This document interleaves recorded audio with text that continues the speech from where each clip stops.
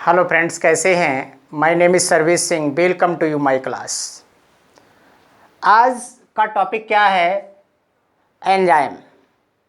ये topic high school से स्टार्ट हो जाता है, इंटरमीडिएट में भी आता है, बीएससी में भी आता है। कंपटीशन के लिए मोस्ट इम्पॉर्टेंट टॉपिक है ये।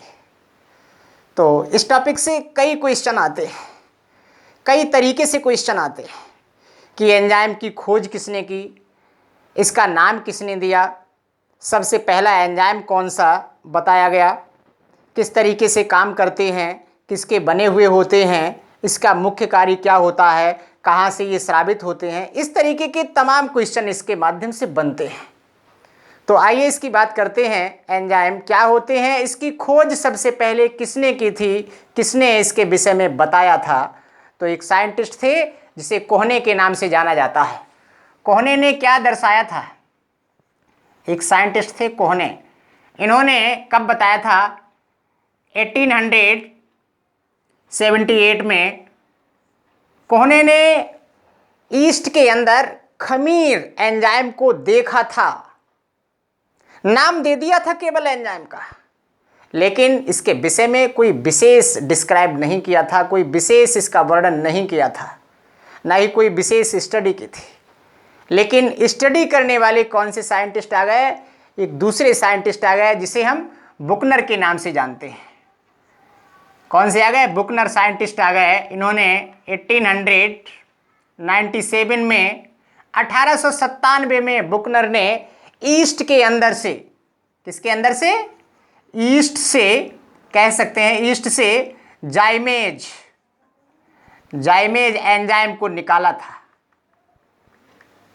किसे निकाला था? जाइमेज एंजाइम के लिए इन्होंने ईस्ट से निकाला था। इसीलिए इनका श्रेय जाता है कि इन्होंने क्या किया था? एंजाइम की खोज की थी। इसके बाद में एक साइंटिस्ट और आ गए, सुमनर। उन्होंने क्या दर्शाया था? उन्होंने एक यूरिएज एंजाइम के क्रिस्टलों के लिए पृथक किया था, अलग किया था। सुमनर ने यूरिएज एंजाइम के क्रिस्टलों के लिए पृथक किया था। इनके लिए इन्हें नोबेल प्राइज भी दिया गया था, नोबेल प्राइज से सम्मानित किया गया था। क्या दर्शाया था? क्या होते हैं एंजाइम? ये तो क्या होते हैं ये एंजाइम, इसकी बात करते हैं। तो इस तरीके से तो ये एंजाइम की खोज हुई थी, और एंजाइम का नाम किसने दिया था? कोहने ने नाम दिया था। लेकिन खोजकर्ता में कौन काउंट किए जाते हैं? बुकनर। लेकिन एक बात और आपके लिए बता दें, हो सकता किसी ने ना बताया हो आपके लिए। एक फ्रांसीसी साइंटिस्ट थे जिसे पायने के नाम से जाना जाता है।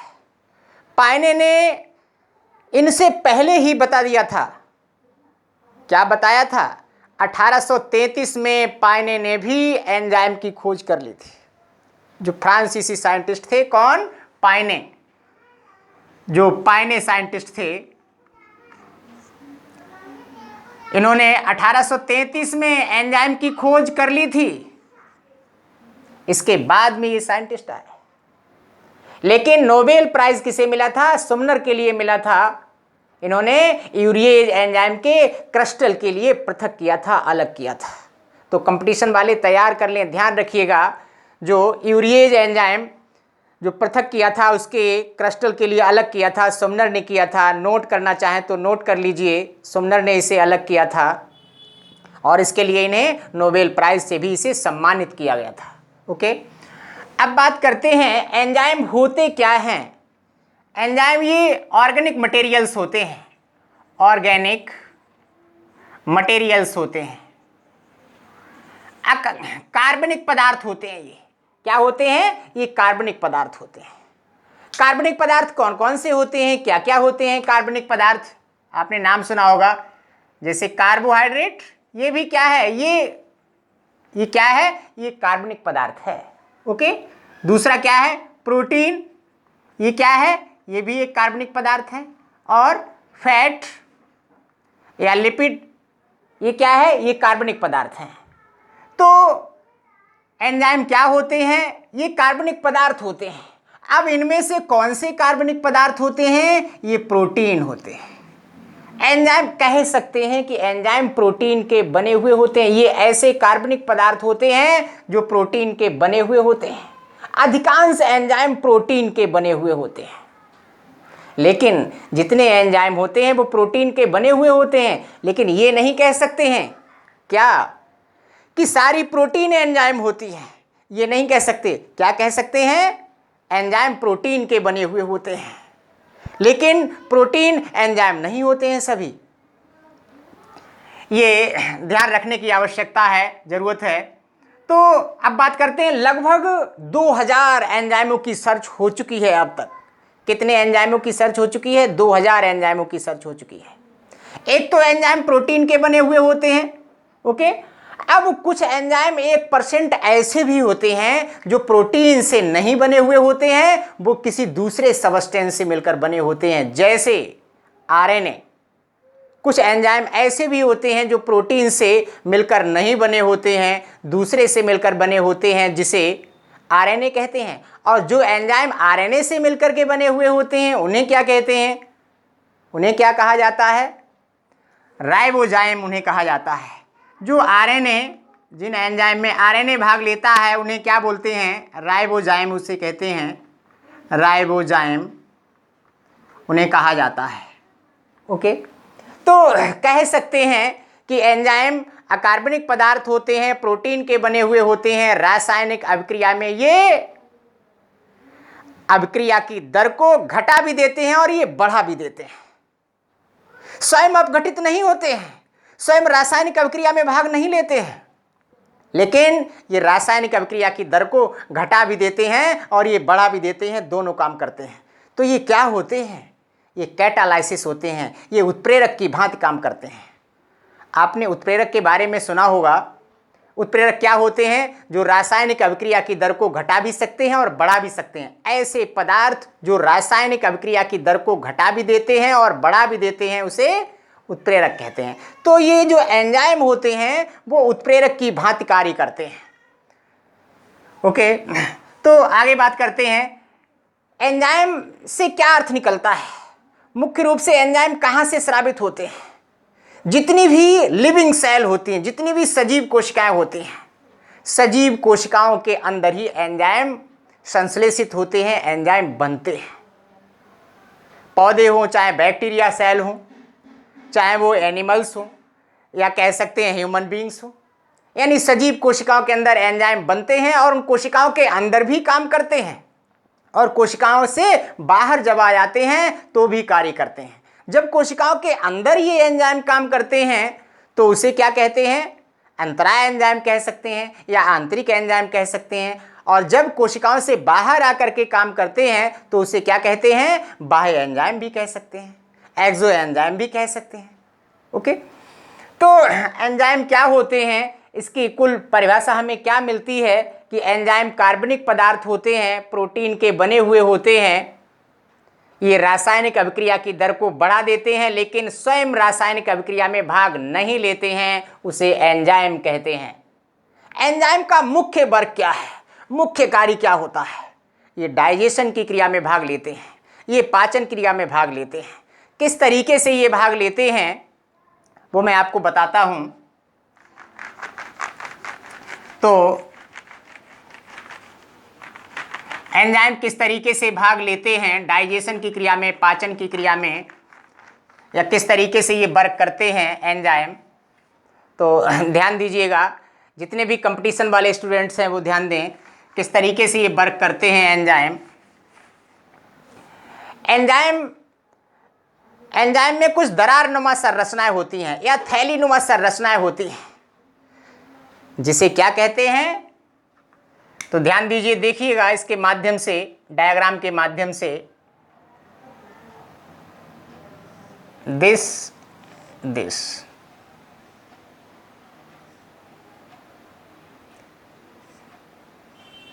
ये क्या है? ये सबस्ट्रेट हैं। ये क्या है? ये सबस्ट्रेट हैं।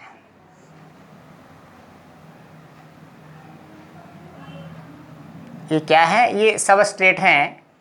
और ये सबस्ट्रेट किस तरीके से एंजाइम से जुड़कर कनेक्ट होकर के ये टूट जाते हैं, तो ये एंजाइम वर्क करते हैं। ये सबस्ट्रेट क्या होते हैं? ये सबस्ट्रेट की संरचना बन गई। ये सबस्ट्रेट क्या होते हैं? ये कार्बनिक पदार्थ होते हैं, जैसे प्रोटीन मान लीजिए, कार्बोहाइड्रेट मान लीजिए, फैट मान लीजिए, और ये क्या होते हैं? ये एंजाइम होते हैं। क्या होते हैं? ये एंजाइम होते हैं। तो ये क्या है? ये सबस्ट्रेट है, सबस्ट्रेट। ओके, ये क्या है? ये बॉन्ड्स, ये बंध है। ओके, ये क्या है? एंजाइम। ये इसका क्या हो जाएगा? Active site, active site. Okay,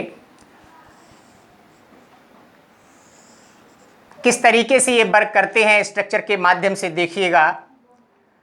तो ये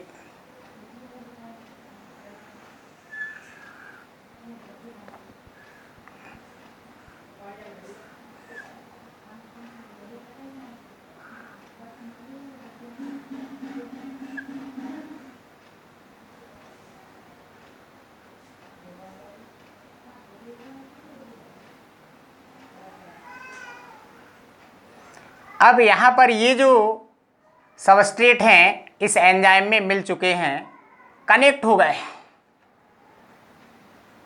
कनेक्ट होने के बाद में ये अलग हो जाते हैं और ये अलग हो जाते हैं।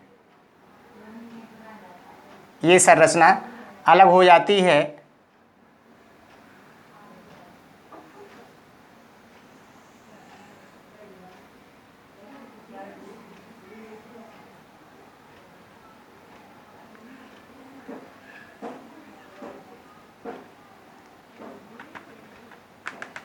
ये क्या है? ये प्रोडक्ट है, दिस प्रोडक्ट।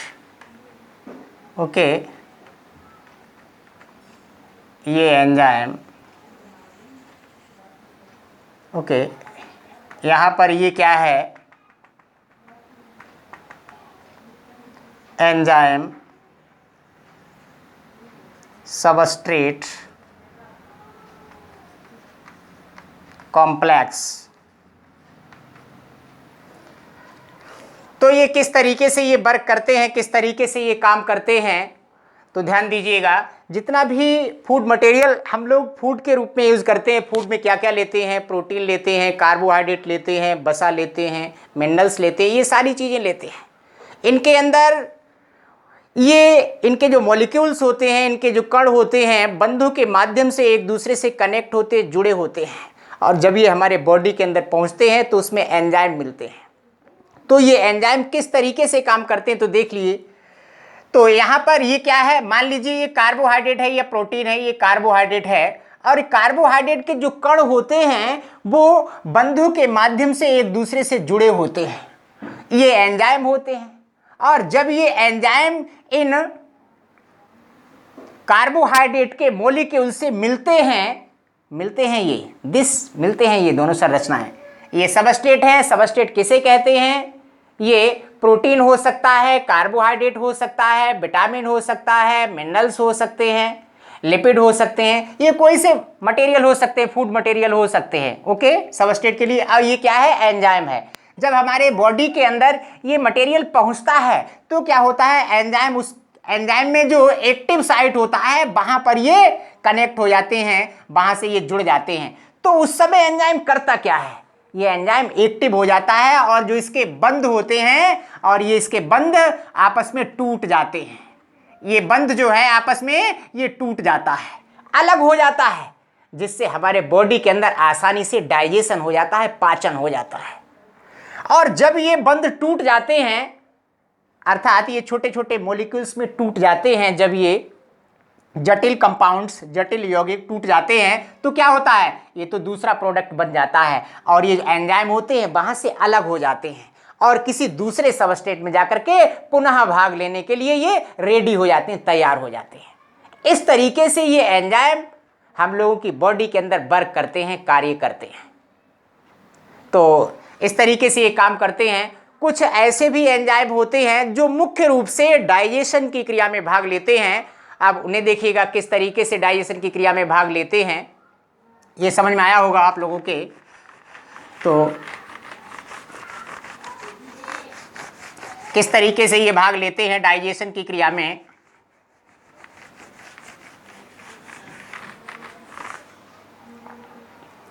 तो डाइजेशन की जो क्रिया होती है कहाँ होती है, पाचन कहाँ होता है, बॉडी के अंदर होता है। बॉडी के अंदर कहाँ कहाँ होता है, माउथ के अंदर, मुख के अंदर होता है। दूसरी संरचना कौन सी होती है, स्टोमच। और कौन लेता है डाइजेशन की क्रिया में भाग, पैंक्रियाज, अग्नाशय जिसे कहा जाता है। और कौन भाग लेता है, स्मॉल इंटेस्टाइन, स्मॉल इंटेस्टाइन। अब इनके माध्यम से कौन कौन से एंजाइम स्रावित होते हैं, कौन कौन से रासायनिक पदार्थ स्रावित होते हैं जो कि डाइजेशन की क्रिया में भाग लेते हैं। ओके, तो माउथ के अंदर कौन सा, माउथ में क्या पाया जाता है, लार स्रावित होती है। क्या स्रावित होता है, लार। सलाइवा स्रावित होता है जिसे लार कहते हैं। ये एक दिन में लगभग 1.5 लीटर एक दिन में ये सलाइवा स्रावित हो जाती है। इसकी जो पीएच वैल्यू होती है सलाइवा की, लार की, वो कितनी होती है, 6.8 तक होती है इसकी पीएच वैल्यू। तो जो लार होती है इसके अंदर कौन सा एंजाइम होता है, टाइलिन एंजाइम होता है। कौन सा एंजाइम होता है, टाइलिन एंजाइम होता है। ये एंजाइम करता क्या है, ये एंजाइम क्या करता है, ये एंजाइम स्टार्च को, या कह सकते हैं स्टार्च किसे कहा जाता है, मंड के लिए कहा जाता है, या कार्बोहाइड्रेट कह सकते हैं, स्टार्च के लिए शर्करा में तोड़ देता है। ये जो लार के अंदर टाइलिन एंजाइम होता है, ये एंजाइम, कंपटीशन वाले ध्यान दीजिए, लार के अंदर जो टाइलिन एंजाइम होता है, ये टाइलिन एंजाइम क्या करता है, स्टार्च के लिए शर्करा में तोड़ देता है, कन्वर्ट कर देता है, बदल देता है। कह सकते हैं कि स्टार्च का डाइजेशन इसके माध्यम से होता है।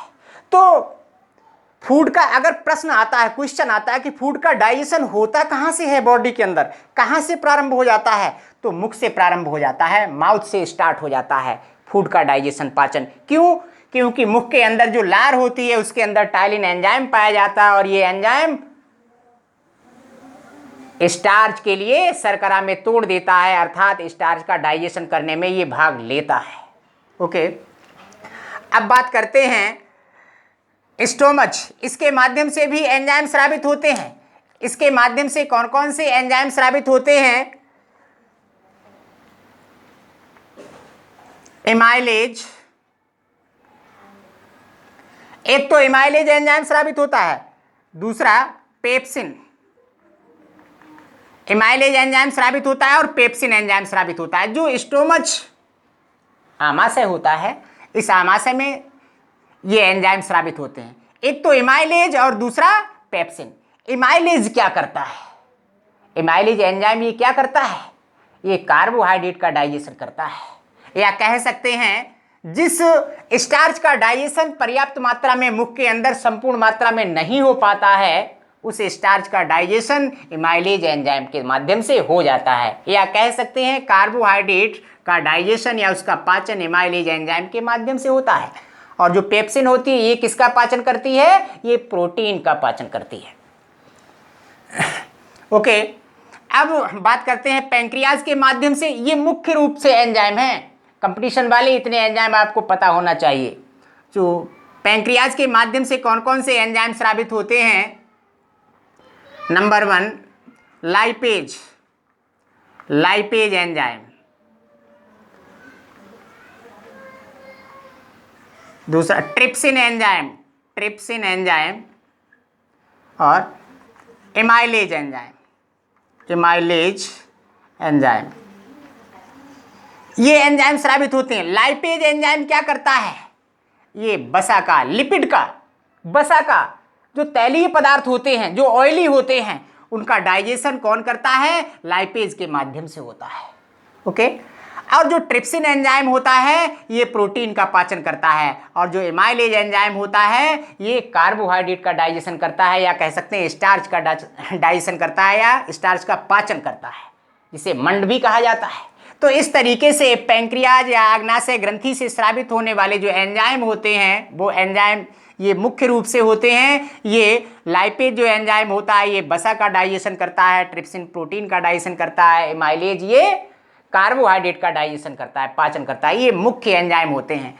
अब बात करते हैं स्मॉल इंटेस्टाइन की।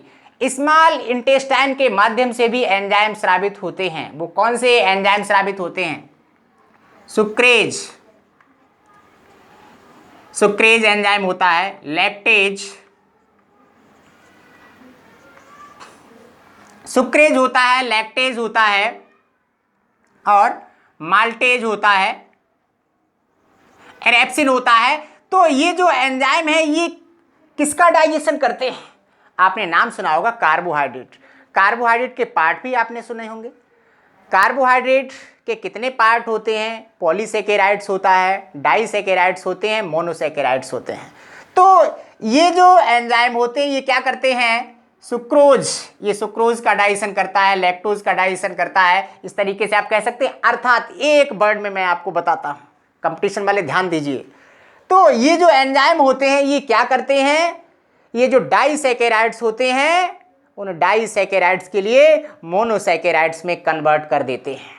डाइसेकेराइड्स को मोनोसेकेराइड्स में ये कन्वर्ट कर देते हैं। किसमें कन्वर्ट करते हैं? मोनोसेकेराइड्स में। मोनोसेकेराइड्स में ये कन्वर्ट कर देते हैं जो डाइसेकेराइड्स होते हैं। कार्बोहाइड्रेट के जो पार्ट होते हैं जैसे मैंने अभी आपको बताया, पॉलीसेकेराइड्स होता है, डाइसेकेराइड्स होते हैं और मोनोसेकेराइड्स होते हैं। तो ये करते क्या हैं? ये डाइसेकेराइड्स होते हैं, उन्हें ये मोनोसेकेराइड्स में कन्वर्ट कर देते हैं, तोड़ देते हैं, जिससे फूड का डाइजेशन आसानी से हो जाता है। तो इस तरीके से हमारे शरीर के अंदर ये एंजाइम वर्क करते हैं, कार्य करते हैं। अगर हम इसके नोमेनक्लेचर की बात करते हैं तो इसका नामकरण कैसे होता है, तो नामकरण भी देखिएगा किस तरीके से एंजाइमों का नामकरण होता है। विशेषकर ये कंपटीशन वाले स्टूडेंट्स जरूर देखें कि कंपटीशन में क्या क्या पूछा जाता है एंजाइम से। तो इसका नामकरण कैसे होता है, किस तरीके से इसका नामकरण किया जाता है।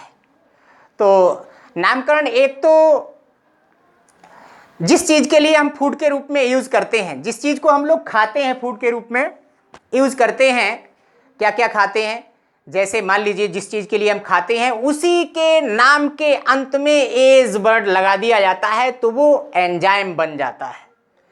यानी जो खाद्य पदार्थ खाते हैं, खाद्य पदार्थों के नाम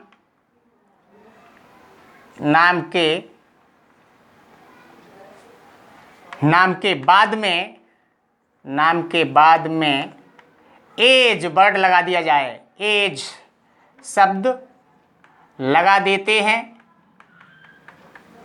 हैं जिससे एंजाइम का नाम बन जाता है, एंजाइम का नाम बन जाता है। किस तरीके से बनता है, जैसे अब मैं आपको नाम बताता हूं। नंबर 1 सुक्रोज को फूड के रूप में लेते हैं। दूसरा माल्टोज, लैक्टोज, न्यूक्लिक अम्ल। नेक्स्ट मटेरियल क्या होता है? न्यूक्लिक अम्ल ये होते हैं। अब इनके आधार पर नामकरण कैसे होता है वो आपको ध्यान देना है। सुक्रोज, यहां पर कौन सा वर्ड हमें जोड़ना है? एज वर्ड जोड़ना है यहां पर। तो क्या हो जाएगा? सुक्रेज ये क्या बन गया? एंजाइम बन गया। माल्टोज क्या लगाना है इसमें? एज जोड़ देना है तो क्या हो जाएगा? माल्टेज। इस एंजाइम के माध्यम से माल्टोज का डाइजेशन होता है। अब यहां पर क्या बन जाएगा? लैक्टेज, एज वर्ड लगाना है। अब यहां पर न्यूक्लिएज, एंजाइम, ये एंजाइम बन गए हैं, ये एंजाइम इनका डाइजेशन करते हैं। इस तरीके से नामकरण भी होता है। ये सबसे सरल मेथड है, सबसे साधारण विधि है, इसके माध्यम से भी नामकरण एंजाइम का किया जाता है। जैसे सुक्रोज, यहाँ पर एज वर्ड लगा दिया तो सुक्रेज एंजाइम का नाम हो गया। ये एंजाइम क्या करता है? सुक्रोज का डाइजेशन करता है। ये क्या करता है? माल्टोज का डाइजेशन करता है। ये क्या करता है? लैक्टोज। ये क्या करता है? न्यूक्लिक अम्ल। न्यूक्लिएज एंजाइम के माध्यम से न्यूक्लिक अम्ल का डाइजेशन हो जाता है, सीधी सी बात है। कुछ ऐसे भी होते हैं सोर्स के आधार पर भी एंजाइम का नामकरण किया जाता है। सोर्स के आधार पर यानी स्रोत के आधार पर भी एंजाइम का नामकरण होता है। स्रोत के आधार पर भी, स्रोत के आधार पर भी एंजाइम का नामकरण होता है। इससे पहले मैं आपको एक छोटी सी बात और बता दें, जहां पर इन वर्ड लग जाता है, जहां पर इन वर्ड लग जाता है, वो सारे एंजाइम जिसमें इन वर्ड लगा हुआ होता है वो प्रोटीन का डाइजेशन करने वाले एंजाइम होते हैं। वो प्रोटीन का डाइजेशन करने वाले एंजाइम होते हैं जहां पर इन वर्ड यूज हो जाता है। जैसे पेप्सिन है, ट्रिप्सिन है, काइमोट्रिप्सिन है। ये जहां पर इन वर्ड लगा हुआ है, ये ट्रिक है, कंपटीशन वाले स्टूडेंट्स ध्यान दीजिए। जहां पर इन वर्ड लग जाता है, जिस एंजाइम में लगा हुआ है, पूछा भी जाता है, जिन एंजाइम में इन वर्ड लग जाता है वो सभी प्रोटीन का डाइजेशन करने वाले, प्रोटीन का पाचन करने वाले एंजाइम होते हैं। अगर मान लीजिए हम बात करते हैं स्रोत के आधार पर भी एंजाइमों का नामकरण होता है, कैसे होता है उसका ध्यान दीजिए। ये तो आपने कुछ खाद्य पदार्थों के आधार पर भी इसके नामकरण कर लिया, लेकिन जो यहाँ पर न्यूक्लिक अम्ल है, ये इनका नाम किसके माध्यम से किया गया? न्यूक्लिक अम्ल का नाम न्यूक्लिएज एंजाइम, या कह सकते हैं न्यूक्लिएज एंजाइम के माध्यम से न्यूक्लिक अम्ल का नाम। तो कुछ सेम नामकरण में एज वर्ड लगा दिया गया है तो उसका नामकरण हो गया। इसी तरीके से जो कुछ सोर्स ऐसे होते हैं, कुछ स्रोत ऐसे होते हैं जिनसे एंजाइम प्राप्त किए जाते हैं, उनके आधार पर भी, उनके नाम के आधार पर भी एंजाइम का नामकरण हो जाता है। जैसे पपीता, पपीता में एक एंजाइम पाया जाता है जिसे पेपेन कहते हैं, जिसे पेपेन कहते हैं। पपीता में कौन सा एंजाइम होता है? पेपेन एंजाइम होता है पपीता में। तो कंपटीशन वाले स्टूडेंट्स ध्यान दीजिए, पपीता में पेपेन एंजाइम होता है। अब पपीता में कहाँ होता है? ये पर्णवृंत में पाया जाता है। पर्णवृंत में पेपेन एंजाइम पाया जाता है, यानी पपीता से ये लिया गया है, इसके सोर्स से ये लिया गया है, इसके स्रोत से ये एंजाइम का नामकरण किया गया है। तो इस तरीके से भी एंजाइम का नामकरण होता है। लेकिन एंजाइम अधिकांश मात्रा में वर्क कौन से टेम्परेचर पर करते हैं, कौन से तापमान में अधिकांश मात्रा में ये वर्क करते हैं? जब टेम्परेचर का बहुत बड़ा प्रभाव पड़ता है। ये कंपटीशन वाले स्टूडेंट्स ध्यान दीजिए, तो कितना बड़ा प्रभाव पड़ता है,